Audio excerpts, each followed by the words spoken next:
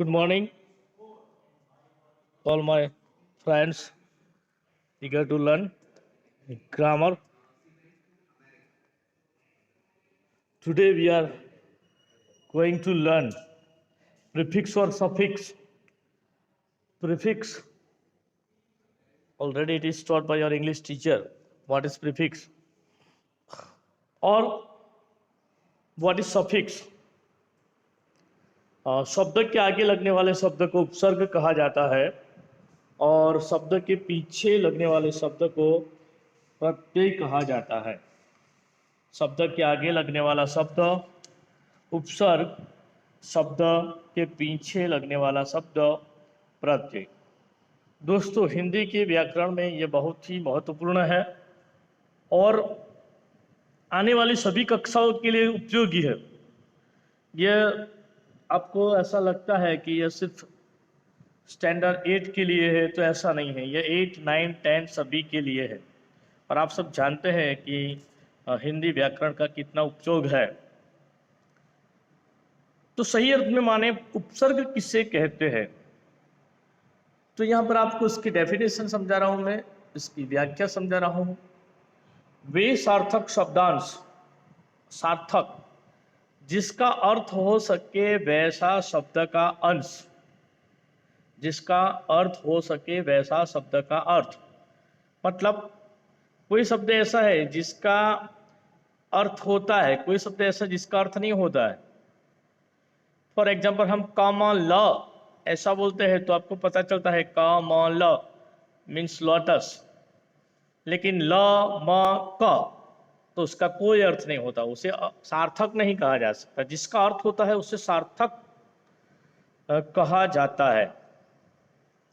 तो जो किसी शब्द से पूर्व जुड़कर, उसके आगे जुड़कर एक नए शब्द का निर्माण करते हैं, आगे जुड़ने के बाद नए शब्द का निर्माण किया और उसके अर्थ में विशेषता या परिवर्तन लाते हैं। शब्द था, उस शब्द के आगे जुड़ गए और उस शब्द के अर्थ में विशेषता या परिवर्तन लाने का जो काम करते हैं उसे उपसर्ग कहा जाता है।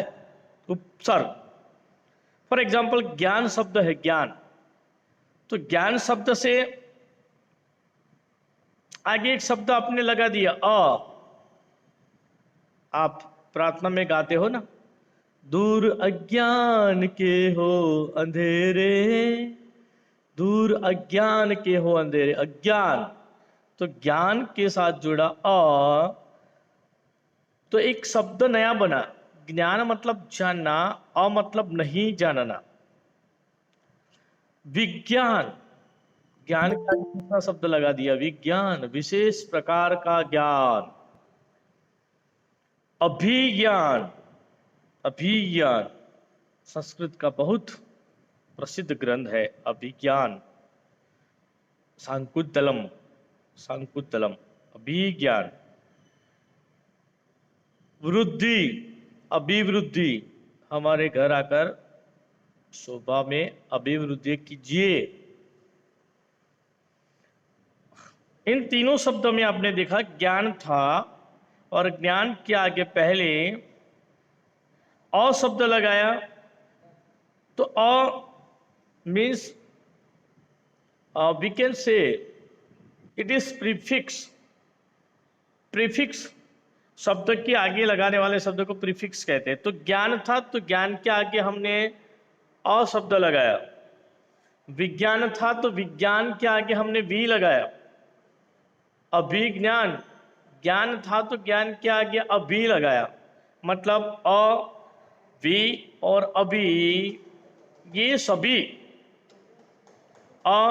वी और अभी, ये सभी तीनों शब्द के मूल में ज्ञान है, लेकिन इनके पहले वी और अभी 3 उपसर्ग जोड़े गए हैं।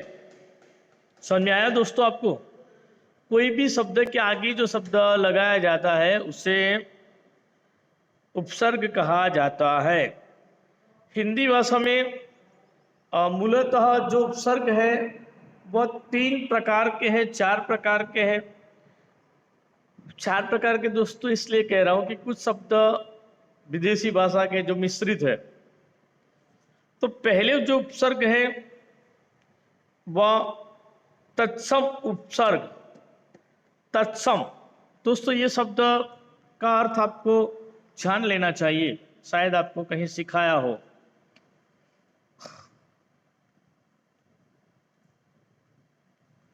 तत्सम मतलब हमारी सभी भाषाएं दोस्तों संस्कृत भाषा से अवतरित है।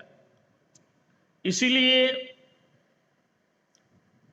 जो संस्कृत भाषा के मूल शब्द है वे शब्द ज्यों के त्यों हमारे यहाँ आते हैं, इनकी वर्तनी या इनकी स्पेलिंग कभी बदलती नहीं है। फॉर एग्जाम्पल आप देखिए हिंदी में आने वाला शब्द तिथि, तो तिथि शब्द, तिथि का मतलब दिनांक, सही ना, लेकिन इसके आगे हमने अ शब्द लगा लिया अतिथि, तो जिसकी आने की तिथि निश्चित नहीं है वह अतिथि। तो ये संस्कृत शब्द है, तो संस्कृत से आने वाले शब्द को तत्सम कहा जाता है। दूसरे शब्द तद्भव, जो संस्कृत मिश्रित शब्द है, लेकिन आगे आगे शब्द का जैसे जैसे प्रयोग होता गया वैसे वैसे शब्द बदलता गया, शब्द ने दूसरा रूप धारण कर लिया। फॉर एग्जाम्पल संस्कृत में शब्द था हस्त, तो हम हस्त नहीं बोलते, आज हम हाथ बोलते हैं। अपने हाथ को सैनिटाइज करना चाहिए, अपने हाथ को स्वच्छ रखना चाहिए। हाथ, अपने हस्त को ऐसा बहुत कम बोला जाता है। दूसरा शब्द था कर्ण। कर्ण मतलब कान, तो कर्ण शब्द है या हस्त शब्द है, दोनों संस्कृत भाषा के शब्द है, वह तत्सम है, लेकिन उनका रूप हाथ या कान, तो ये शब्द तद्भव है, संस्कृत से उद्भव होने वाले, बाद में उसका उपयोग करके हम आगे जैसे जैसे भाषा का प्रयोग करते हैं ना, वैसे भाषा बदलती रहती है। 4 कोस पर पानी बदले 8 कोस पर बानी, 4 कोस पर पानी बदले 8 कोस पर बानी, यानी 4 कोस दूर आप जाए, कोस मतलब नाप, अंतर, तो पानी का स्वाद बदल जाएगा। जमीन में से जो पानी निकलता है वह अलग होगा। यहाँ खंबात में आप जाए तो खंबात में से निकलने वाला पानी हम थोड़ा नमकीन होगा। अहमदाबाद में जाए तो आपको पानी का स्वाद अलग मिलेगा। वैसे जो भाषा है, भाषा बहता नीर है, भाषा में दूसरे शब्दों को हम समाहित करते हैं तब भाषा हमारी विकसित होती है। ऑक्सफोर्ड यूनिवर्सिटी में जितने भी अंग्रेजी शब्द हैं उनमें भी हिंदी, गुजराती, फारसी, उर्दू शब्दों को सम्मिलित कर दिया गया है। अभी जो लास्ट एडिशन आया उसमें शायद समोसा, खिचड़ी, घाघरू ऐसे शब्दों को सम्मिलित किया गया है, यानी भाषा में दूसरी भाषा के शब्दों को सम्मिलित करने के बाद नई भाषा बनती है। तो तत्सम शब्द, तद्भव शब्द, विदेशी उपसर्ग, मैंने अभी आपको बताया, विदेशी, विदेश से आए हुए। दोस्तों याद रखें कि हमारे देश में, हमारा इतिहास आप पढ़े तो हमारे देश में कई सालों से अलग अलग शासक आए, मुगल आए, अलग राजा आए, इस्लाम धर्म के राजा आए, फ्रेंच आए, बुलंद आए, डच आए, फिरंगी आए, जितने भी लोग हमारे यहाँ आए हमारे देश में, उन्होंने चढ़ाई किया, हमारे देश में रहने लगे। जब से हमारा भारत देश खोजा गया तब से अलग अलग जाति, धर्म, देश, प्रदेश से लोग हमारे यहाँ आए। ये इन लोगों ने उनकी भाषा की छाप हमारे पर छोड़ दी और इसलिए हमारी भाषा इस प्रकार से मिश्रित हो गई। अरबी लोग आए तो अरबी लोगों की भाषा हमने स्वीकार कर ली, फारसी लोग आए तो फारसी की भाषा स्वीकार कर ली, अंग्रेज आए, फ्रेंच आए, फिरंगी आए, बुलंद आए, डच आए, उन लोग आए। हमारा इतिहास आप पढ़ेंगे तो न जाने कितनी जातियां, प्रजातियां आई। इन लोगों ने हमारे साथ सामाजिक, धार्मिक व्यवहार भी रखे। कुछ जातियों ने हमारे देश की महिलाओं के साथ शादी भी की, हमारे कुछ पुरुषों ने भी उनकी महिलाओं के साथ शादी की, यानी कि जो जाति बनी वो वर्ण संकर जाति बनी, शुद्ध जाति नहीं बनी, और इनकी भाषा का असर हमारे पर पड़ता गया और इसके कारण अलग अलग भाषा का प्रयोग होता है। तो तत्सम शब्द उपसर्ग का किसे कहा जाता है? फॉर एग्जाम्पल यहां देखिए अ, तो अ का मतलब होता है नहीं, ज्ञान, तो जिसमें ज्ञान नहीं है वह। रहित, रहित यानी बिना, हीन, बगैर, अभाव, तो उससे कैसे शब्द बनते हैं? फॉर एग्जाम्पल एक आदमी अपने निश्चय में अड़ग है, अड़िग है, दिखता नहीं है तो कहा जाएगा अड़िग। कोई धर्म नहीं कर रहा तो अधर्म, सत्य नहीं बोल रहा तो असत्य, नहीं, रहित, हीन, अभाव, विरोधी शब्द बनाने के लिए इस शब्द का, इस उपसर्ग का अप्रयोग किया जाता है। अडिग, अधर्म, असत्य, अनाथ, जिसका कोई नाथ नहीं है वह, बच्चे, ऑर्फन जिसे कहते हैं अंग्रेजी में, अहिंसा, वायलेंस एंड नॉन वायलेंस, अमर, जो कभी मरता नहीं है। ऐसा कहा जाता है, हमारे बहुत से ऐसे महापुरुष है, सुंदरकांड में लिखा है कि वे लोग अजर अमर है। अश्वत्थामा, बहुत सारे ऐसे लोग हैं जो अमर है।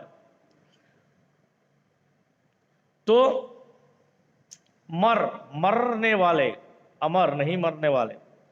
ज्ञान, ज्ञान है, अज्ञान। तो अ शब्द से दोस्तों जो शब्द बनते हैं उसे तत्सम कहा जाता है। आगे दूसरा शब्द है अति। अति, अति मतलब अधिक। मैं उनको देखकर अधिक प्रसन्न हुआ हूं। अधिक, अत्यंत, अति शब्द जोड़ दिया और अत्यंत प्रसन्न हुआ। उनके अतिरिक्त कोई विकल्प नहीं था, उनके अतिरिक्त, उनके सिवा, उनके अलावा।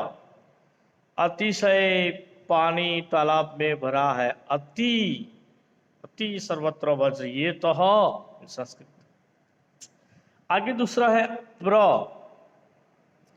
प्र मतलब आगे अथवा ऊपर, उसका अर्थ ये होता है, आमतौर पर अर्थ होता है प्रबल गति से उसकी प्रगति हुई। 2 नंबर के रैंक से पहला नंबर लाया, प्रगति, गति के आगे जोड़ दिया। गति मतलब वेग, स्पीड, प्रवेग मीन्स वेलोसिटी। प्रयत्न, प्रयास, प्रक्रिया, क्रिया, प्रोसेस।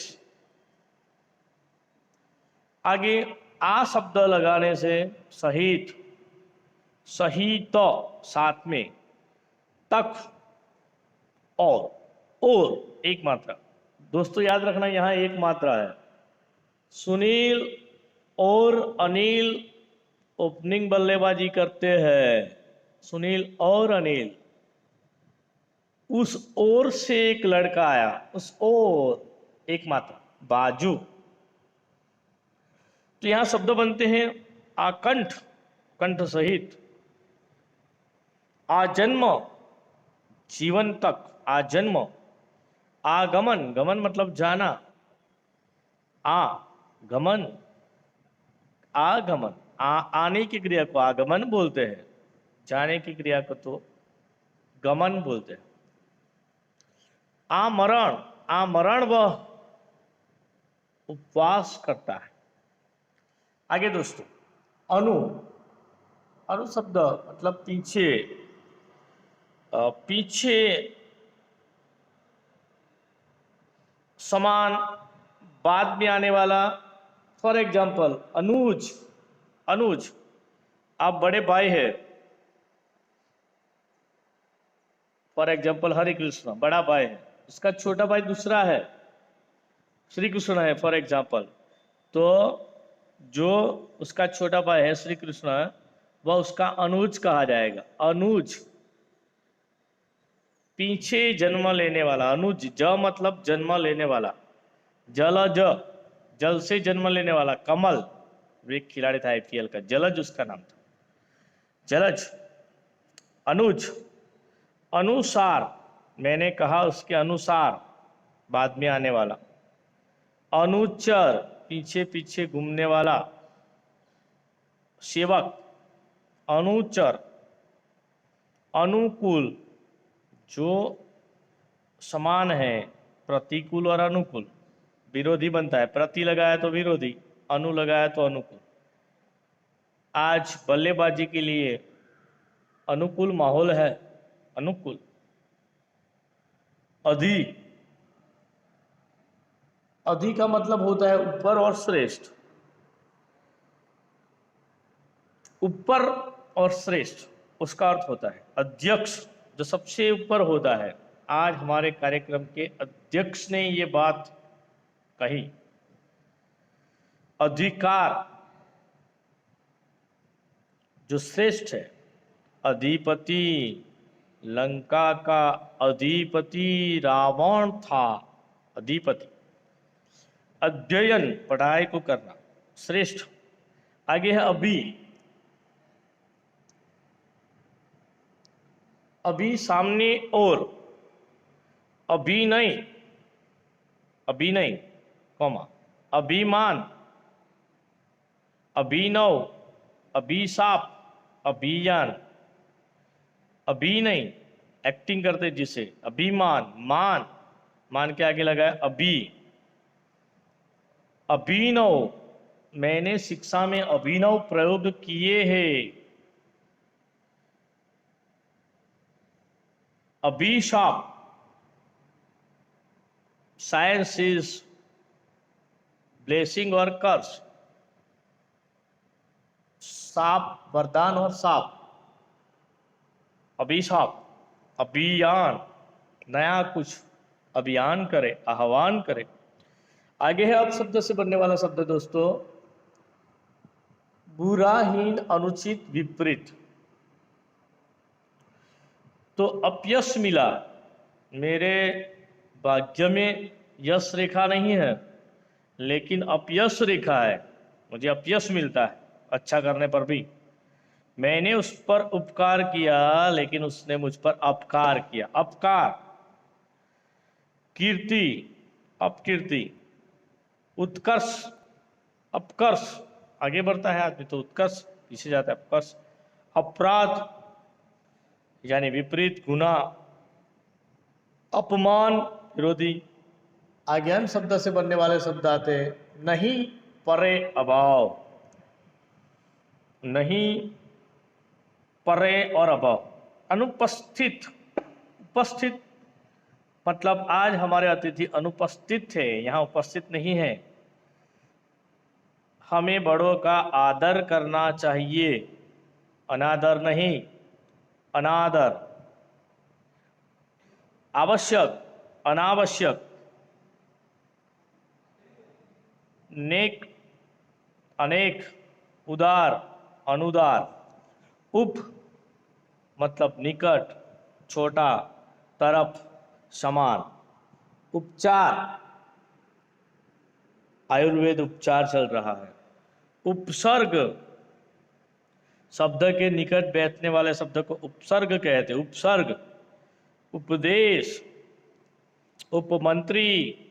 उपजाऊ, आज की जमीन, खेती की जमीन, कृषि की जमीन उपजाऊ है, फर्टाइल है, उपजाऊ। उपद्रव, लड़का क्लास में उपद्रव करता है, न्यूसेंस। उपवन। आगे देखते हैं दूसरा शब्द, अत, सॉरी, उत मतलब ऊंचा, श्रेष्ठ, अधिक। ऊंचा, श्रेष्ठ और अधिक। ऊंचा, श्रेष्ठ और अधिक मतलब उच्चारण, उत्थान, उद्घाटन, उत्पादन। आगे का शब्द जिन जो उत शब्द पर से बनने वाला, उच्चारण, उत्थान, उद्घाटन, उत्पादक। उत्खनन, खनन मतलब दोस्तों जमीन में से जो खुदाई के बाद निकालते हैं ना, उसे खनन बोलते हैं। उन्नति, उन्नति। आजकल मेरी उन्नति हो रही, प्रगति हो रही। विरोधी अवनति, प्रोग्रेस हो रहा है, आगे बढ़ रहे तो उन्नति, विरोधी अवनति। नी नीचे, अभाव।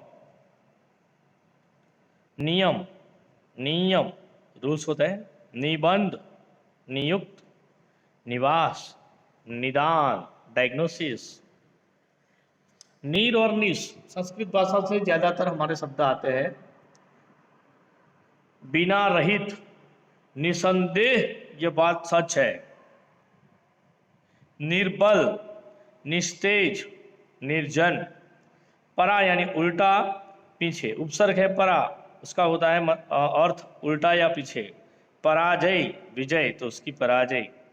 पराक्रम, परास्त, पराभव। परा शब्द लगा है यहाँ, यानी उल्टा या पीछे। हार हुई तो परास्त हो गया, पराभव हुआ। उसने बहुत पराक्रम दिखाया, अभिमन्यु ने युद्ध में पराक्रम दिखाया, लेकिन पराजय हुई। सु यानी अच्छा, सुलभ, सुपुत्र, सुबोध, सुगम। सु यानी अच्छा, अक्सर हमने ऐसा देखा था। सुलभ शौचालय, सुलभ आसानी से अच्छी तरह से उपलब्ध हो जाए। सुपुत्र अच्छा पुत्र, अच्छा पुत्र। सुकन्या अच्छी कन्या, लेकिन अच्छा वर तो सुवर नहीं होगा। हाँ दोस्तों। सुबोध अच्छी तरह से पढ़ाई में समझ में आए। सुगम अच्छी तरह से मिल सके। और लास्ट है तत्सम में दूर, दुष, बुरा, कठिन, उसका अर्थ होता है, उसका मतलब होता है दुष्कर्म। उसने दुष्कर्म किया, बुरा कर्म किया। वह दुर्बल है, बल नहीं है। यह दुष्कर है, आसान से उपलब्ध न हो। दुर्जन सज्जन का विरोधी दोस्त होता है। अब दोस्तों हमने तत्सम शब्द देखे। तत्सम शब्द में जितने भी उपसर्ग थे फिर से एक बार देख लें। सभी उपसर्ग संस्कृत भाषा से आए हुए शब्द हैं। अ, अति, प्र, आ, अनु, अधि, अभि, अप, अन, उप, उत, नि, निश, सु शब्द के आगे लगाने से अडिग, अत्यंत, प्रबल, आकंठ, अभिनय, अध्यक्ष ऐसे शब्द बनते हैं। दोस्तों एक बार ध्यान से पढ़ लो ताकि आपको पता चल जाए कि कैसे यह शब्द बनते हैं। फिर से एक बार ध्यान से समझ लो और शब्द देख लो।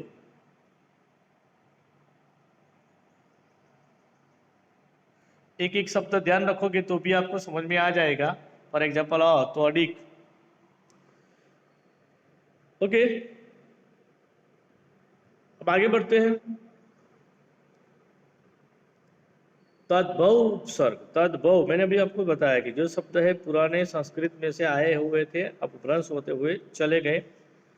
फॉर एग्जाम्पल अध, अध संस्कृत शब्द था उपसर्ग, तो उसका अर्थ होता है आधा।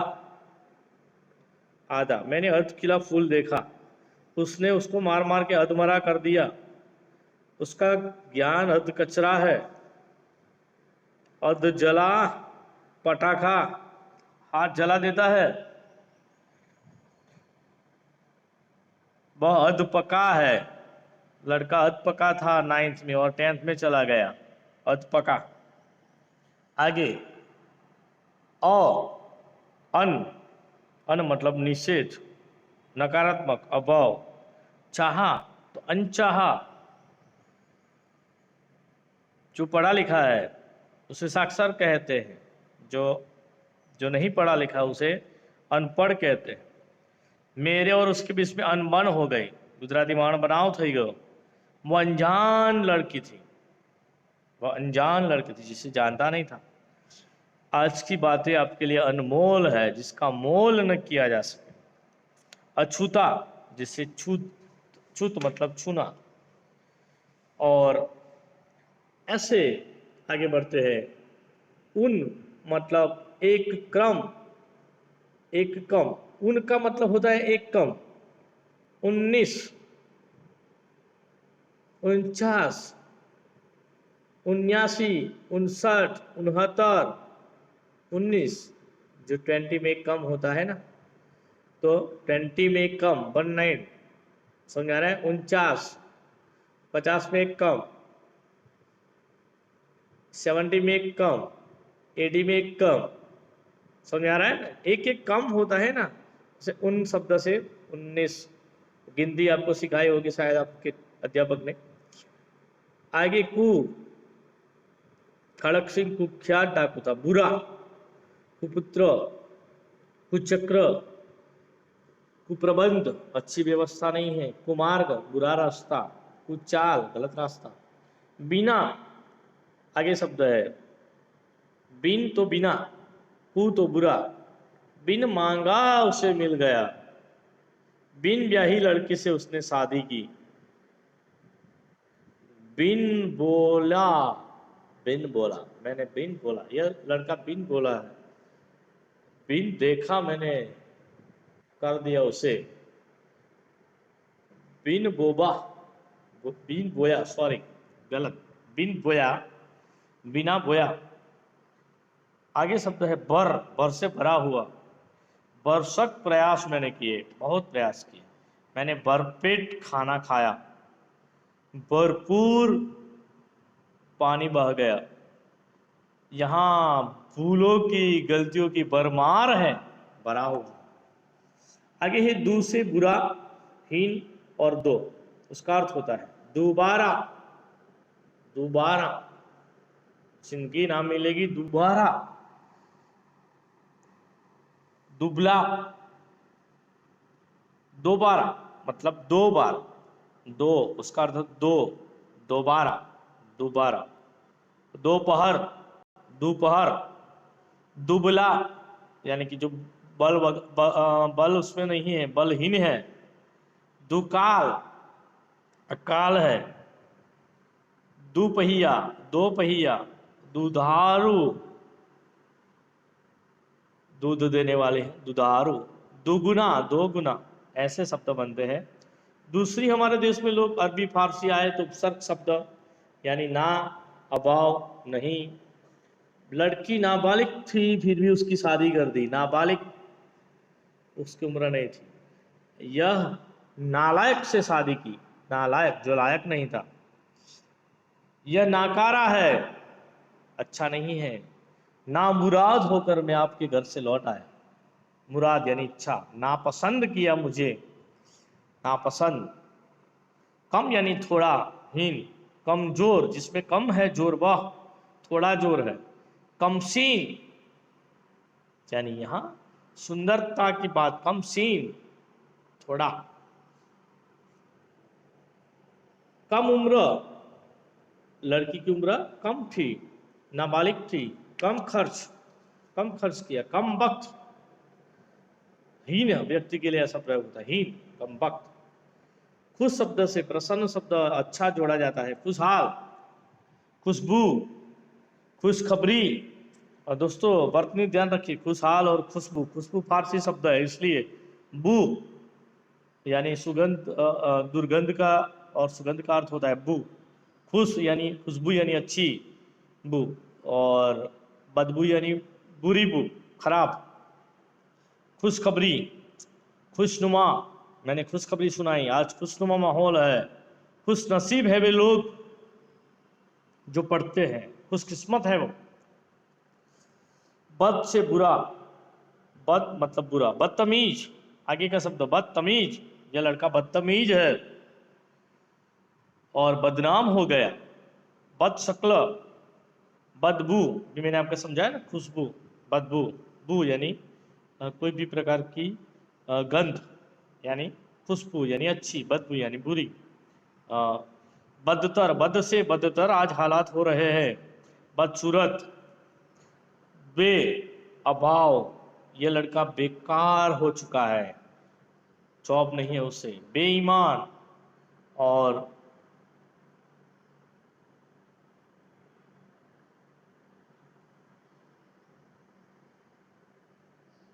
आगे बढ़ते हैं, रुकावट के लिए खेद है।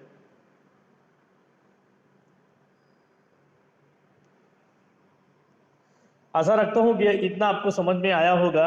आगे हल सहित अभ्यास में आपको भेज रहा हूँ और आपको उसे तैयार कर लेना है। धन्यवाद। आप अब निकल सकते हैं और मैं आपको भेज दूंगा पेज की फोटोग्राफी, आप उसे लिख लेना। अपनी कॉपी में, ये उपयोगी है सभी स्टैंडर्ड के लिए।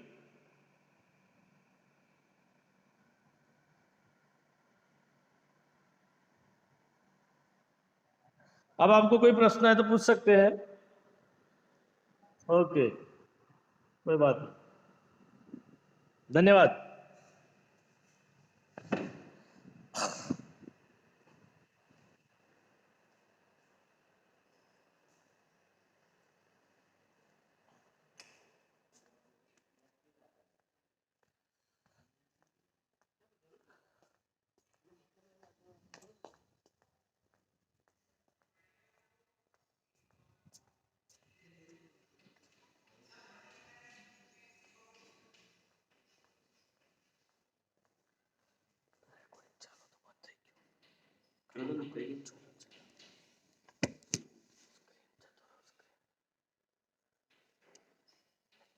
नहीं की भाई।